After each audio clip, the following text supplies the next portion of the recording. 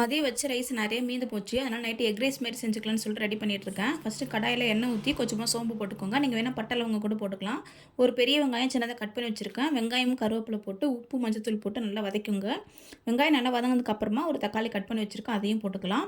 இஞ்சி பூண்டை வந்து நான் நல்லா அம்மியில் வந்து நசுக்கி எடுத்துக்கிட்டேன். நீங்கள் அந்தமாரி சேர்க்கும்போது வாசனையும் நல்லாயிருக்கும், டேஸ்ட்டு சூப்பராக இருக்கும். வெங்காயம் தக்காளி எல்லாம் நல்லா வதங்கினதுக்கப்புறம் மசாலா சேர்த்துக்கலாம். நான் 1 ஸ்பூன் வந்து மிளகாத்தூள், 1/2 ஸ்பூன் சிக்கன் மசாலா சேர்த்துருக்கேன். லைட்டாக தண்ணி தெளித்து விடுங்க. பச்சை வாசனை போகிற அளவுக்கு நல்லா வதங்கட்டும். இப்போது கடைசியாக சேர்க்கறதுக்காக பெப்பரை நல்லா இடித்து தனியாக எடுத்து வச்சுக்கிட்டேன். இப்போது வெங்காயம் தக்காளி எல்லாம் நல்லா வதங்கினதுக்கப்புறமா 3 முட்டையை நல்லா உடச்சி ஊற்றி தனியாக நல்லா வதங்கினதுக்கப்புறமா வெங்காய தக்காளியோடு சேர்ந்து நல்லா மிக்ஸ் பண்ணிக்கோங்க. இப்போ நான் வந்து கொஞ்சமாக டொமேட்டோ சாஸ் சேர்த்துருக்கேன். நீங்கள் சில்லி சாஸ், சோயா சாஸ் சேர்த்தா கொஞ்சம் கொஞ்சமாக சேர்த்துக்கோங்க.